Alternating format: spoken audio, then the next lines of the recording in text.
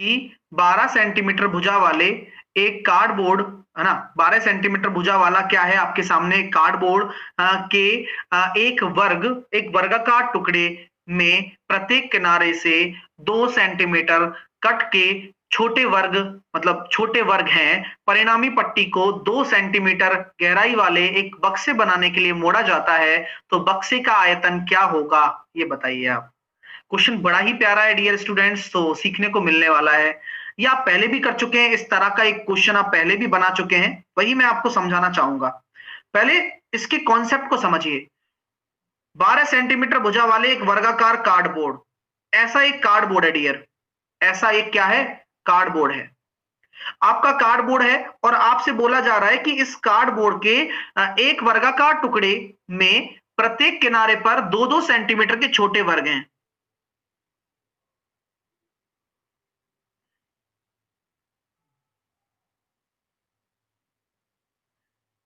बात आपको समझ में आ रही है क्या? थोड़ी सी आ जाए तो बढ़िया यार। इस तरह से 4 छोटे वर्ग हैं और इनकी आपको दे रखी है 2-2 सेंटीमीटर। मेरी बात को अच्छे से समझना, मैं पहले आपको ध्यान से ही समझा रहा हूं और ये आपको पहली और लास्ट बार बता रहा हूं ध्यान से, फिर बाद में आप रिपीट रिपीट मत करना। कि 12 सेंटीमीटर की भुजा है गुरुजी, और आपसे बोला गया है कि भैया 2-2 सेंटीमीटर के छोटे वर्ग हैं, ये 2 का है और ये भी 2 का है। आप ये फील कर सकते हो क्या कि जब मैं इसको काट दूंगा ना, चारों हिस्सों को काट दूंगा, तो बॉक्स ऐसा बनेगा जिसका बेस क्या होगा, इस तरह का होगा, ये वाला हिस्सा जिसे मैं डॉटेड लाइन से बना रहा हूं। और इस अंदर भाई तल तो यही रहेगा ना भाई, समझ रहे हो मेरी बात? आपने देखा है वो पेटिज पैक करते हैं, पेस्ट्री पेस्ट्री पैक करते हैं। पेस्ट्री पैक करते तो ऐसा डिब्बा होता है, वो खुला रहता है, पहले खुला रहता है, तो वो क्या करता है, यहां पर तो केक रख देता है और उसके बगल में ऐसे खड़ा कर देता है, तो सेम काम है। तो आपको सामने ये वही वही वाली बात है कि भाई ये जो हिस्सा है ये क्या बचा आपका, 8-8 बचा है। अब जिनको नहीं पता कि 8 कैसे बचा, तो प्लीज एक बार फील करिए 8 कैसे बचा।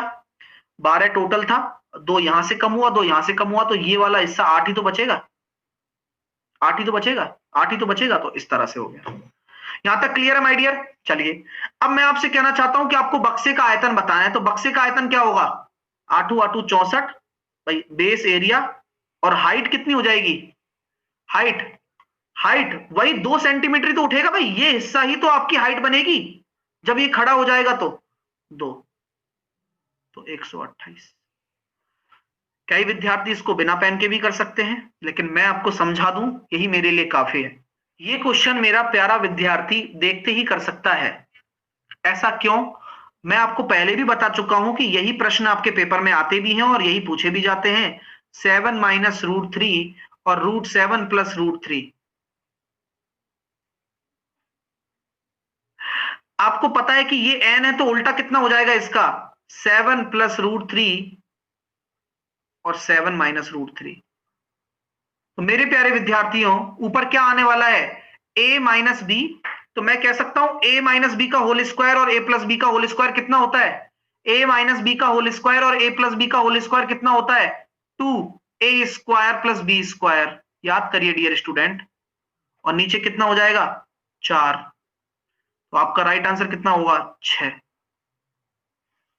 सही है क्या, 12 दूनी 24 और 4, अच्छा सॉरी सॉरी, सही है क्या, अच्छा 10 है, सॉरी 7 और 3 होगा ना, 10 दूनी 20 और 20 में अगर मैं 4 का भाग दे देता हूं तो 5, तो 5 आपका राइट आंसर होगा। 7 और 3 है ना, ठीक है, क्लियर है। विमल ने कुल 240 बोतलें और लंच बॉक्स बेचे। अब उनमें से बोतलों को 13% की हानि पर और लंच बॉक्स को 35% के लाभ पर बेचा, और कुल 15% का आपको क्या हुआ, लाभ अर्जित हुआ। तो कितनी बोतलें बेची हैं उसको ये निकालना है आपको। चलिए, उसने कितनी बोतलें बेची हैं, तो देखो क्वेश्चन बड़ा ही प्यारा है डियर स्टूडेंट। आपसे हम अक्सर कहते हैं कि 13% की हानि पर कुछ बोतलें बेची गई हैं, और बोतलें तो 13% की हानि पर बेची गई हैं, और लंच बॉक्स 35% के प्रॉफिट पर बेचे गए हैं, लंच बॉक्स, और ओवरऑल 15% का आपका हो रहा है। तो डायरेक्ट आपको पढ़ के ही पता लग गया कि एलिगेशन का केस है, तो यहां पर कितना होगा, 20 होगा, और ये कितना हो जाएगा, 15 में से 13 जाएंगे तो 28। सो रेशो निकालने बहुत आसान हो गया सर, 5:7। अब 5:7 आप किस में बांटेंगे, टोटल 240 लंच बॉक्स और बोतलों में। तो यहां हम कह सकते हैं कि 12 रेशो बराबर मेरा टोटल 240 के बराबर है, 1 रेशो बराबर मेरा 20 हो जाएगा। तो यहाँ बोतल कितनी हो जाएंगी गुरुजी, 100 बोतल हो जाएंगी और 140 आपके लंच बॉक्स हो जाएंगे। तो हमसे बोतल पूछी गई है तो 100 बोतलें हो जाएंगी। अल्फा बीटा आपको दे रखा है, दो मूल है, और alpha cube plus beta cube निकालना है। आप मुझे बताइए, कभी भी क्वाड्रेटिक इक्वेशन के बारे में हम बात करते हैं, कल सुबह 11 बजे पढ़ाऊंगा मैं यूट्यूब पर, वाईफाई स्टडी चैनल पर क्वाड्रेटिक पढ़ाऊंगा। आपको बताइए कि अल्फा बीटा दो मूल है तो मूलों का योग कितना होगा। आपको पता है माइनस का बी बाई ए होता है, यानी कि प्लस का 1। कैसे सर, माइनस का बी बाई ए, और बी क्या होता है, कॉफिशिएंट ऑफ एक्स, जो कि माइनस का 1 है, और कॉफिशिएंट ऑफ एक्स स्क्वायर ए होता है, जो कि माइनस पहले से ही है, माइनस का 1 है तो प्लस 1 हो जाएगा। और अल्फा इंटू बीटा कितना हो जाएगा डियर, मूलों का गुणनफल सी बाई ए, तो 3/1, 3। चलिए, सबसे पहले यही चीज निकालनी होती है, क्योंकि अब उसके बाद क्वेश्चन कुछ बचा ही नहीं है। अब क्वाड्रेटिक को कर दो साइड में, अब आपको यही निकालना है, दिमाग लगाना है कि alpha cube plus beta cube कैसे निकालो, और कुछ नहीं करना। बोले कैसे निकालू सर, तो अल्फा प्लस बीटा बराबर आपका 1 है, तो आप alpha cube plus beta cube निकालने के लिए कुछ याद आ रहा है क्या, मेरे को याद आ रहा है सर, अल्फा क्यूब ए अल्फा प्लस बीटा का होल क्यूब कर देंगे, alpha cube plus beta cube plus 3 alpha beta into alpha plus beta. हर चीज पता होनी चाहिए, अलजेब्रा आना चाहिए, हर चीज महत्वपूर्ण है डियर। अब आपके पास सब कुछ है, एक का cube 1, alpha cube beta cube आपको निकालना है, 3 अल्फा बीटा आपकी वैल्यू पता है, अल्फा बीटा की 3 है, और अल्फा प्लस बीटा 1 है। तो 3 3 9, और 9 इधर चला जाएगा, 1 में से घटेगा तो माइनस का 9 और प्लस का 1, माइनस का 8। तो आपका जो राइट आंसर होगा वो कितना होगा, माइनस का 8। क्या आंसर आने वाला है, पीटी क्यू आपका कितना हो जाएगा, पीटी क्यू, पीटी क्यू ये वाला एंगल। बहुत अच्छा क्वेश्चन है। बोला गया है कि ओ क्यू बराबर ओ आर बराबर आर टी, ओ क्यू बराबर ओ आर बराबर आर टी, ओ क्यू बराबर ओ आर, अच्छा एक ट्राइंगल बनाना ही पड़ेगा हमें, बराबर आर टी। आप मुझे बताइए, ये और ये बराबर तो होंगे ही, क्या मैं इसमें कोई मतलब टेंशन ले सकता हूं क्या कि भाई ये बराबर ना हो।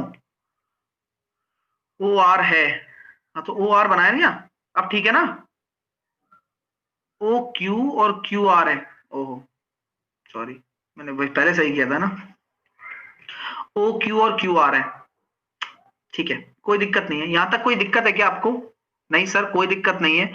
और आपसे बोला गया है भाई आरटी भी आपका, आरटी भी आपका ओ आर के बराबर हो जाएगा, आरटी भी आपका ओ आर के बराबर हो जाएगा, है ना।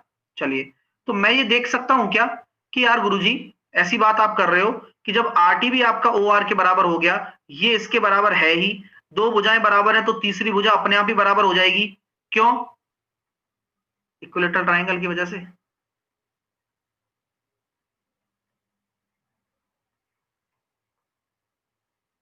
60 डिग्री।